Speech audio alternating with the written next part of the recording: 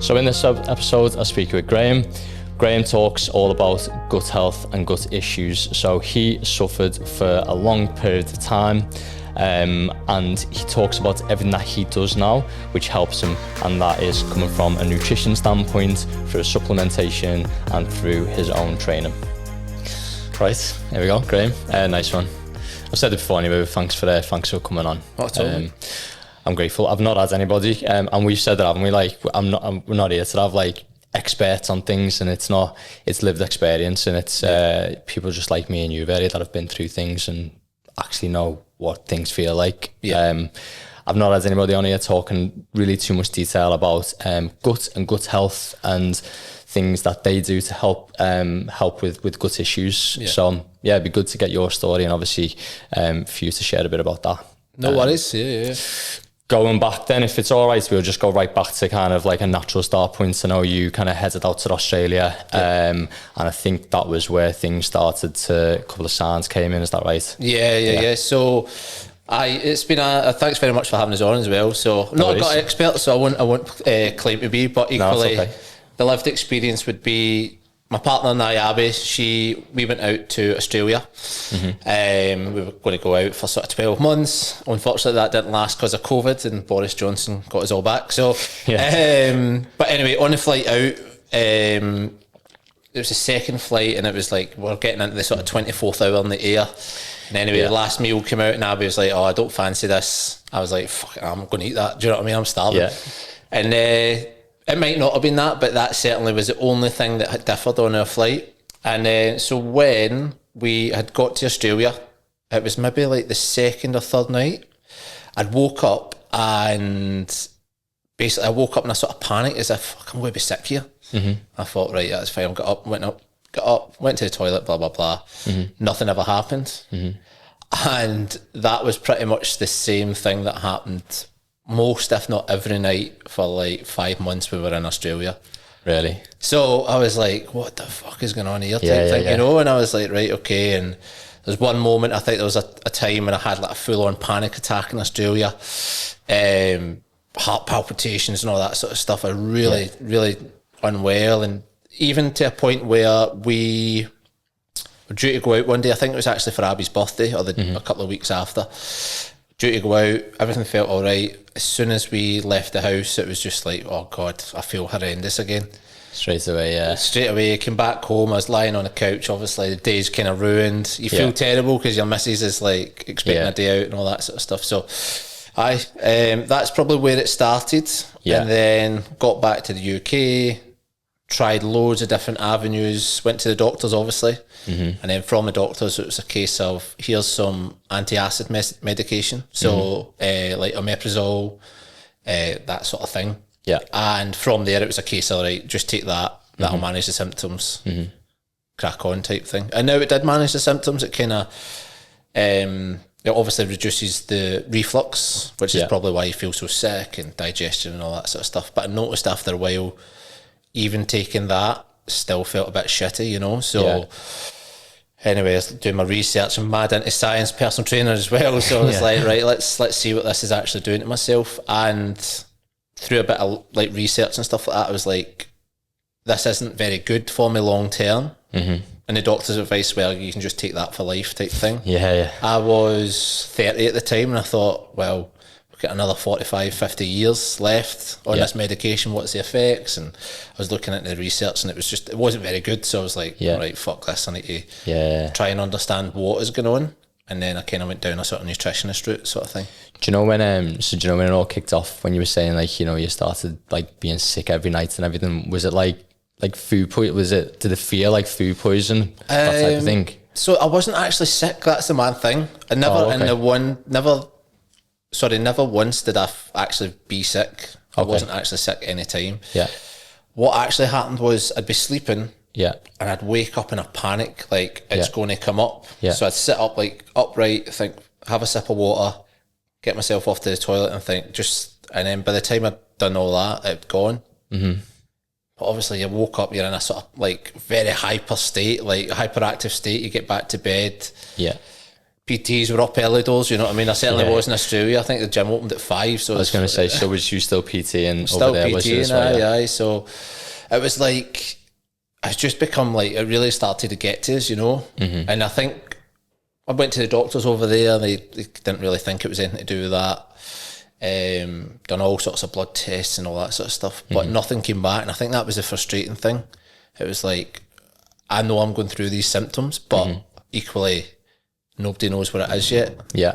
And then you start to think, am I just making this up here? You know what I mean? Yeah. It starts like trying to wonder if it was just of a night it kicked off, or was it the day? Like when you was out and about, was it then as well? No, I mean there was a lot of times during the day. I think the thing that I noticed the most during the day was like the energy. It's almost like what I was eating, I wasn't absorbing.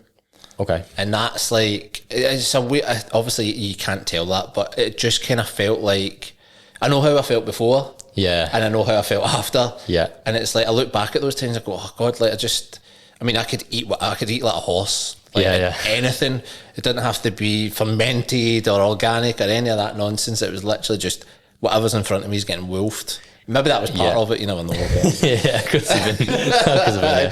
It's funny, I suppose, when you look back as well, like obviously after all this has happened, and you think like at the time, and you look back, like you say, you're just eating whatever you want, and you never have a care in the world. Do you really about? No. You don't think about anything, do you? Like the way now, everything's so much like, there's, you know, a process to everything. There's like, you've got to eat this, you've got to do this, you've got to, you know, benefits to every single thing. There didn't seem to be much about then, was there? Like even on like YouTube and the internet and that, about like what you should be. No, not at all. And even like you just say that, like today I woke up and I was like, oh, I fancy a coffee, but I was like, no, I need to hydrate first. And I need to take my Simproof first, and I need to do this. And you're like, fucking hell, just have a coffee if you want it, do you know what I mean? But equally, it's obviously these things are good habits to get into, because obviously like the caffeine's probably an addiction or a craving, so I try and pair that with something, and you sound like really wanky and PT, but equally it's like a thing where if you always think if you can save the treat till later, then you're more inclined to do the other stuff, you know. And that's something I'll get into as well, about like, you know, the processes and things that you've learned now that you do, because, you know, like you said, you've done a lot of self-research around it yourself as well, so I'm guessing that come with trial and error, trying things. So obviously you was in Australia, you had all that experience. Did it put a bit of a downer on that experience for you? I certainly wish I could go back and do it again. Do you know? And like, if I'm honest, I probably wouldn't have PT do it there. I got a job as like a barista in a bar somewhere and just took the pressure off and enjoyed that. But I think it really, it didn't like ruin it, obviously, but it was just like, if I look back at that time, I think about all those nights and then some of those days we missed out and all that sort of stuff. Like, I mean, we were supposed to go out on Christmas Day onto a boat, and I remember being sat at the dock thinking, I don't think I can do this. It felt like I was on the boat already. My stomach was just rocking. Yeah. And I was like, fuck. And Joe, actually, one of the weird things that I found actually settled my stomach was ginger beer. Which is probably the most processed and terrible thing for my gut, but I don't know if it was psychological, but I thought, you know what, if I can have a can of that, and then I got on the boat and we had the best day out. It was honestly like the best Christmas I've ever had. But equally, I still remember being on that dockside, and my missus is like, you okay? And I was like, I'm fine, don't worry about it. And I was like, fuck, can I do this? But equally, we done it and it was fine. So it didn't ruin it, but equally, I think back to those things, I think, oh God, we could have really done a bit more. Do you reckon it was that meal that you had on the plane? I mean, it's a long shot, innit? Yeah. It's a long shot. It could have been. So the condition that I actually subsequently found out later down the line is H. pylori, which can sit in the gut dormant. I mean, I think I can't remember the percentage, but it's quite high of people do actually have it. Okay. But something can trigger it. And then maybe that something was there. It could have been anything else. It could have been something, and just something's triggered it. Something's triggered it, and it was just, that was me, you know. And I'd never experienced a gut issue before. As I said, it was like, I mean, my mum used to call me Dusty Bin, like, because I could literally eat anything and it'd be fine, you know. And I'd eat double. So anyway, it was like a real thing. And even to this day, like, I had a camera down the throat. Oh, what was it? 7 days ago, you know? So it's still kind of ongoing a little bit. So it's still like a sort of bit of discovery, but equally Yeah. I'm going to crack it. It will come down to diet. Yeah, and that's like an ongoing mission, I suppose, isn't it? That kind of never really ends. But once you looked at all the side effects then of the medication and that stuff, was it a feeling of you can either carry on taking that medication? If it's anything like me, when you look at medication like that, although it's got a massive benefit, but you do start to think naturally, like, what's life going to look like in 20 years if I've just been taking this medication every day? Was that the point then when you started to come away from that and you started to do your own research? And I think it was like, I was like, right, is this, as you said, is this going to be it? And then what is the result of that? So having actually transpired that a big problem of mine was actually I had low stomach acid, not high. Okay. Which was meaning that, I can't actually remember the word for it. It's hyper something, a hydra something. Anyway, basically the acid that was in my stomach wasn't digesting the food, which was causing reflux to come back up my esophagus. And then that's what it was kind of like. So if you're lying down, that's probably why it was so worse at nights, because I was lying down. And then if I'm on my back, or like thing with it, it's travelling up. Whereas if you're up and out and about, it generally doesn't affect you as much, But anyway, so I discovered that, and I thought, right, well, once I found out what it was, and then came the antibiotics, and that was a bit of a different thing as well. We'll probably go into that a little bit later. But once I found out what it was, I was like, right, okay, that's the kind of medical approach. What's the sort of homeopathic approach where it's a bit more natural? Can I remedy this without just taking pills for the rest of my life? I basically want to get to 75 or 80 and not have to take pills for it, like that. Exactly. That's probably the flex that I'm going for these days. I'm not going to be the strongest deadlift in the world, so I thought, right, if I can get to 80 and not need any pills, I'll be doing all right. How did it affect then your training and stuff at the time? So how was that getting affected? As I said, it was the energy thing, really. So, like, you would go to do something, or you'd be like, right, I'm going to go train, and we're going to do this, and then what would normally be a bit of a breeze, you're just sitting, just thinking, I can't be fucked with this, And I've never, from the age of the sort of like the 15-year-old chubby chip kid that started training, like I was like, right, I've loved it ever since. But then at that point, I was like, I can't be bothered with this. Like, was that through like a lack of sleep, or just a lack of being able to like take in food, as much food as you need to, or what was that? Probably, it's a combination, really. Sleep, well, obviously, like sleep deprivation will just really hammer into energy as a whole. But what it felt like is you've obviously just done a run, and know how your muscles feel at the end of that run. It's like a bit shaky, and it's almost as if you're a bit unsteady on your feet. That's what it felt like, It's just like, oh God, this is grim, man. I've literally just eaten pasta and chicken. How can I be tired already, What was some of like the trigger? Was there some triggers that would trigger it off for you? Would any of them be food? I think that was the frustrating thing. I didn't know. I think it was like, at that point, certainly in Australia, it was just a real unknown. I was just like, what is going on here? Just felt horrendous, and I couldn't almost communicate it. I was just like, I just don't know what's going on. With the antibiotics, what happened with them? So what effect did they have on you? So we got back to Britain, obviously after, when the COVID thing was going on, and I was able to went to the doctor. They done a sort of stool sample. They said, oh, listen, you've got this virus in or this parasite in your stomach. We'll need to check. We'll basically need to put you on some antibiotics. So the antibiotics obviously go into the gut, kill everything, the good and the bad. And that was 3 rounds of that to get rid of it. So quite strong antibiotics by the end of it. And then I was quite good, quite lucky in the fact that we never got COVID up to that point. But so the antibiotics finished in December. And I remember mid-December, and then it was the end of December that I got COVID. And I consider myself fairly healthy. Like, I drink, I'm Scottish, you know what I mean? Like, I'll have a few beers or whatever, but I'm not like caning the drugs or caning shitty food or whatever. Anyway, COVID hit me like a ton of bricks, man. And it probably hit a lot of people, but for example, like Abby's family, we were living with them at the time, and her dad was laughing at me. He was like, you do all this training, and honestly, mate, I was literally like shivering for 11 nights because of a fever. I could not break it. And I reckon it's because obviously my gut was just ruined. Yeah. And then when a virus came in, there was no antibodies to go in and fight it or whatever. Yeah. That's a bit of a, I mean, a doctor could tell me otherwise, but that's, I generally believe that was a big factor for me. It was. Yeah. I know a lot of things obviously is connected to a lot of things are connected to the gut.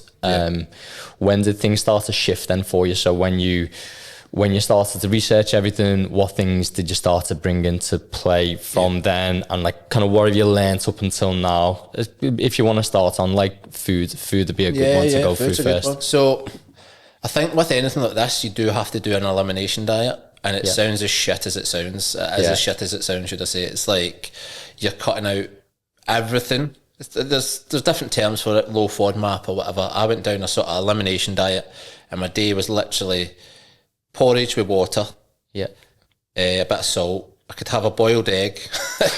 Then I could have Start of the day. chicken.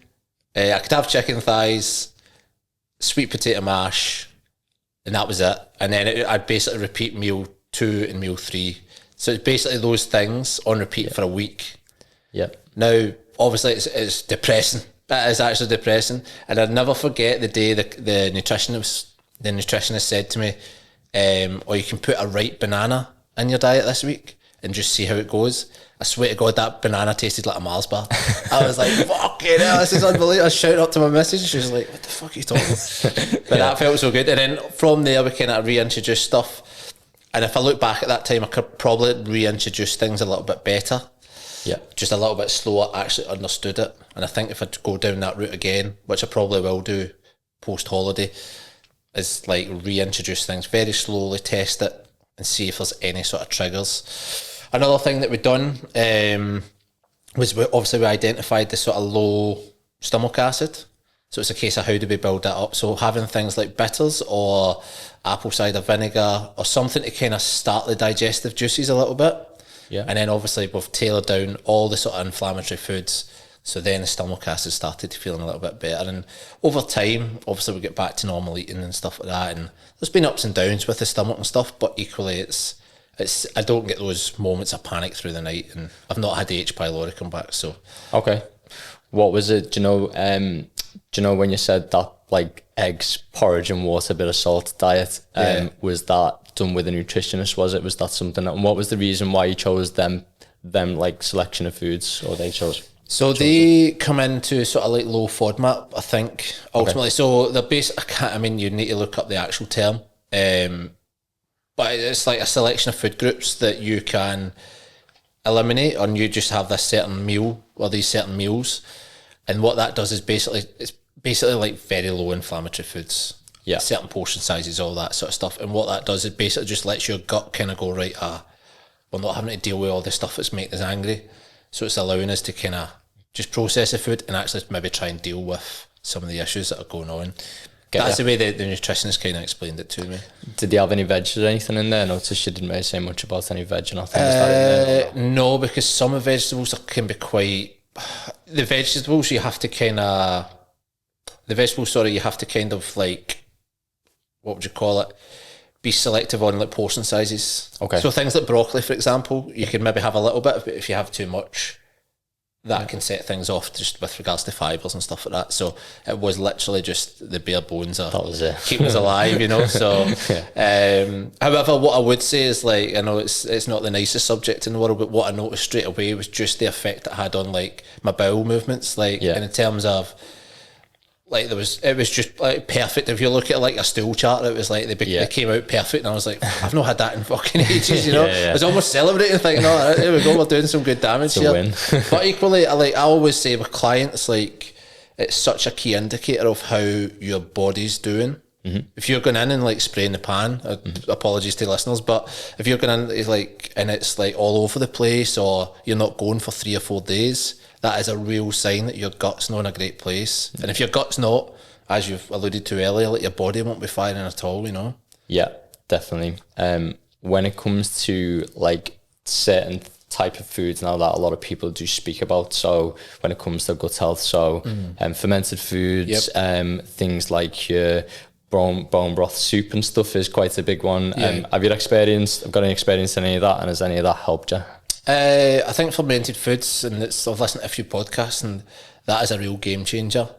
it's expensive, do you know? Like, obviously it's not like sitting, and if you're going for it, like, you can't have the sauerkraut that's sitting on the shelf. It needs to be the one in the fridge, because then the cultures are still alive and all that sort of stuff. But they do make a big difference, and they're the things that really drive up, like, biodiversity in the gut. Again, there's a lot more smarter people out there that'll tell you when and why and how and all that sort of stuff. But I noticed that was a real sort of win for me once I started putting that in. It's hard to describe in terms of how it makes you feel, but it's like you just feel better for it. And what was it that you was having? Or what is it you have now as well? I've tried them all. So sauerkraut is like a big one. So it's basically fermented cabbage. Kimchi, which I believe is fermented cabbage also, but it's like an Asian version. Yeah. Yogurts, sort of like sort of cultured yogurt type thing. Kefir. What is the other thing? Kombucha, which is basically apple cider vinegar with a bit of sparkling water. Yeah. Apple cider vinegar. These were all things that I'd kind of try and incorporate, and I'd probably let slack a little bit as well. So we all start off on the best diet plan in the world, and then you're eating a Kit Kat at 10 p.m, you know. So it's easy done, but equally it's like those things do make a difference. And I think as well, like, I think one of the biggest things I tried was basically just cutting out stuff out of packets. Okay. So like basically shop around the edge of a supermarket. That's where your vegetables are, your meats are. You can get some grains and stuff like that if you need them, but eventually that was probably the biggest game changer. Cutting out like the ultra processed stuff. Processed stuff, yeah. And listen, it always slips back in. Do you know what I mean? It will always slip back in. But if you're kind of conscious of it and think, how much am I actually eating out of a packet and how much am I cooking or making kind of fresh, then you generally feel loads better for it. The bone broth stuff, so I know I've tried that before, and I went on to like there was a day where I think there was a website that I think I used. I think it was called Abel and Cole. And they just basically send you like the chicken bones and everything like that, carcass, whatever, and then you just kind of boil all that up and make the broth and stuff. It was quite good, but I know you can also get like. It took a long time. It was quite an effort to do it. Again, it started off quite good, and then after like 2 weeks of doing it, I just I let slip. But I know you can do that now in a powder. I was going to say, so have you tried all that? I've tried some of the powders. I've tried like the pre-made stuff as well. The powder's actually quite good. It's just it's like it's not going to taste like a can of Lucozade. Do you know what I mean? It's like you have to kind of be a little bit more creative. So I've tried the beef one, put a little bit of salt in it, and it's pretty decent, you know, like you can, it's drinkable. Just tell any benefits from it all? Like, could you tell anything? I mean, how can you tell that you are improving the cell lining in your stomach? Like, it's hard to really define, you know. A lot of people will say, like, you can see like your nails and your skin and your hair. That's always like a real good sign that you're getting the collagen from that. But equally, it can be very hard to tell. You probably need to do some like constant. And I think that is a hard thing. It's like with any sort of like blood test or stool test or whatever, that's a little snapshot of that day at that time. So how can you basically go, right, well, that's it for the next 6 months? You go, right, you'd have to do it constantly, and that's where the expense of staying on top of your health really it's not accessible for a lot of people. And that's probably why the pills are so easy handed out by a doctor. Because you could do that in a 7-minute appointment. Exactly. You can't be like, oh, listen, like, okay, well, it's your diet, like, what's this like, and how do you do that? But then that's why you pay for nutritionists and stuff. So when it comes to things then that are quite accessible, I think one of the main things that is like supplements, and you can get them from anywhere now, and they don't have to be too expensive. No. So what kind of supplement regime do you have, and have you found anything that helps with that? I think actually, I mean, on that point, it's probably a bit of an anti-point, but I've actually really dialed down the supplements, you know. Okay. I think I take Synproof, which is a sort of probiotic drink type thing, and I actually put a little bit of apple cider vinegar in it in the morning. I take two at the winter time. I'll take 5,000 IUs of vitamin D, and then in the summer when we've got some nice weather finally, so I don't really need to hammer the vitamin D so much. And then I try my best to drink the magnesium, take the magnesium as well. And one actually, like, I know it's a bit more artificial, but it made me super consistent, is the creatine gummies. Oh yeah. I don't know if you've tried them, but they are like crack.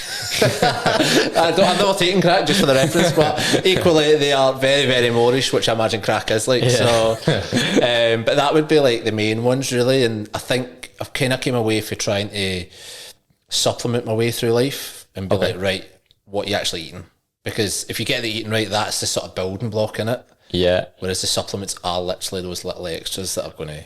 Was there a time that, because you know when you go through anything like this and you start to look at, it's a little bit of a rabbit hole, isn't it, with supplements, because you see one and then you're like, you kind of read up that, okay, I need to take something else with that, and before you know it, you can have, I've seen that guy that like wants to like live. Oh yeah, what's his name? Ben something? I think it's Brian, you know, I think it's Brian something. And he's got like 50, he starts his morning with like 50 pills. You can't get to that stage. I think with that, surely your gag reflex is kicking in. Maybe he doesn't have one, but I mean, it must be like a duck just swallowing it all. But I mean, it's like you could take pills on pills because somebody says, oh, this is really good for X, and you go, oh, fuck, I need to take that, and then I need to take that. But I think if you had like a really healthy gut, your body would absorb loads of it would basically assimilate all the food that you had, you know, and I think that's like I don't know, kind of harping back to it, but that's where you would get the most benefit from, is like just thinking, right, what am I actually putting in my body the day, and then from there you can kind of crack on.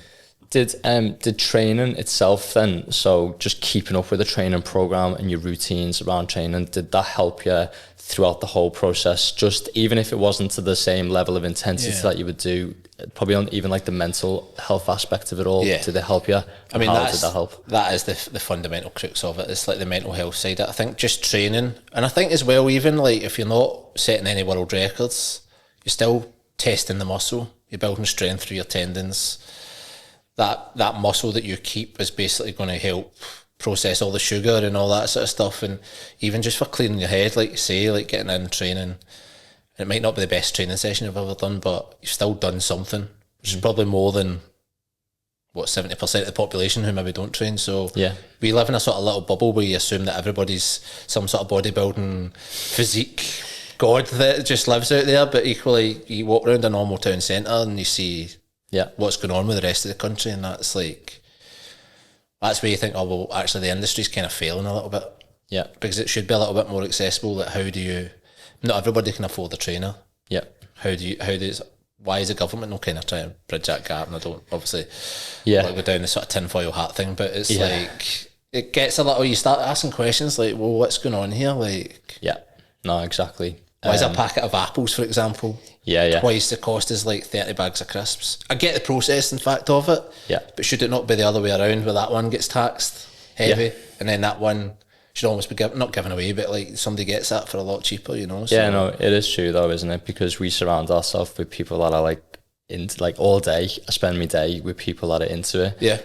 Clients or the trainers, and you kind of start to think, you forget, don't you, that there's just like people walking around that just don't really think any, and it reminds me when I get a new client. So people don't actually know about this stuff, and you have quite to information though, isn't it? It's like you think, oh, actually, I really enjoy that. Some people are like, oh fuck, I need to go back to basics, but the other people, it's like somebody are just coming into school for the first time, and like you're educating them, oh fuck, I didn't know that. And I've had it with like doctors, and you're telling them about it. I go, listen, you probably know all this already, but and then you tell them about nutrition, they're like, oh, I didn't know that. It is. The doctor. That has happened to me, you know, before. It was exactly that and stuff. I think a doctor asked me for stuff around the diet plan and stuff, but like not like a client doctor. I mean, just generally, like I was in the doctors. That's me about it. But then obviously that's like time and stress, and everybody's got a real hard life now. Do you know what I mean? They try to fit everything into a day. Yeah, it's hard, isn't it? Like there's so many things that you've got to do, and that's why I think like just generally health and fitness take a bit of a back step for most people. And then that affects down the line things like what we're talking about now, people's guts just eating what they want, and eventually it'll catch up. Because people eat what's easy. Do you know what I mean? You've got kids, and a lot of people do have kids, or you get jobs where you're working 13, 14 hours a day. You're coming home and some knobhead on Instagram's telling you to like, right, you should home prep this 3-hour bone broth that's going to only make it look so easy. All right, fine, I'll just won't fucking sleep and just make bone broth. And then they say you know, you get 8 hours sleep, and you're like, fucking hell. Yeah, no, there's like there's an optimal way now to like do everything. Yeah, and it's quite tough, which I think takes me to my last little point for you as well. I think which would be good to see. So as a realistic like thing, you know, that people that are suffering from gut problems and things like you've gone through in the past, and you know they might have had it for years. And, you know, there's like no kind of way out. What is like a bit of a blueprint or step-by-step thing that you would say, right, these are realistic things that aren't over the top that you can do to get yourself back to a point where, you know, you are now? Yeah. I mean, I think the whole, like the cutting out the processed food has to be top of the list. Even if it's like you just think to yourself, even just think, right, what do I eat in a day? If you noted down every single snack you had, this is a kind of a thing that I would do with a client. I go, right, I'm not going to worry about anything else. I just want you to track or make a note of how many snacks you eat in a day. And then it's like, oh, I actually had this biscuit here and all that sort of stuff. And I go, right, all we're going to do is we're going to try and get rid of that, and you can eat whatever else. Eat as much whole food as you can, or eat as much stuff that's not as processed as possible, you know, like try and shop round the supermarket rather than in the middle of it. And that's probably an easy win for a lot of people. Yeah. And then they're like, what do you mean? Like, I can eat as much chicken as I want, like, fucking fill your boots. Yeah. Or eat as much, like, they think, oh no, I can't eat that much. But by even just taking out those foods that are just so easy to eat, like I could eat a big family bag of crisps in 0.10 seconds, fast. But if I was to try and eat sort of 5 potatoes with no salt and butter on it, I'd be gagging by potato 2. I'd be like, I can't fuck that off. So that's the same amount of potatoes, but it's just been processed, and these companies spend billions to make it taste and easy to digest and all that sort of stuff. So tip 1 would be cut out the processed food. Tip 2 would be try and get as much of the food as you can, or a good sort of like 30-40% of your diet from protein. Again, it's just another sort of PT telling somebody to eat protein. I think, fuck off. But equally, it's like, it's going to keep you fuller. And then again, think about like your vegetables and fibre and all that sort of stuff. And if the gut thing is really kicking up, like reflux and all that sort of thing, then it's probably like reaching out to, again, ChatGPT or the internet or YouTube or something like that. It's people with a lot better knowledge than I certainly possess on how to kind of go around your diet type thing. And then those little things are like supplementation, and then like fermented foods would be a good one. So whole foods, protein, I'd go fermented foods, and then any sort of supplements that can kind of help your gut, really. Yeah, and a bit more research, just generally researching yourself as well. I think even like getting to the point where you believe that you can live without those symptoms. Sometimes it's like you go and see someone and it's like, well, that's it. You know, like, it's like guys who get older and think, oh, well, I've not got any energy anymore. That's just getting older. It's a little part of it, but you're probably not sleeping enough. Your fucking diet's probably all over the place. You don't move, and these things all add up to you having shitty energy, you know? So it's like, just think to yourself, right, is this life now, or is this just what I'm accepting? Yeah. Type of thing. So yeah. It sounds a bit boo-boo, but... No, I get you. I get what you mean. I think it's good, isn't it, to just have something like as a go-to, because I've gone through loads of different things. So like, I've never had gut issues really, but I've always kind of thought, I want to have a bit of a process and stuff to follow. But thank you. Thanks for coming on. Thanks for sharing that experience. I know obviously a lot of people do suffer from this kind of thing, so I'm sure it'll help. Yeah. Cheers, mate. Thank you very much. Thanks for your time, mate.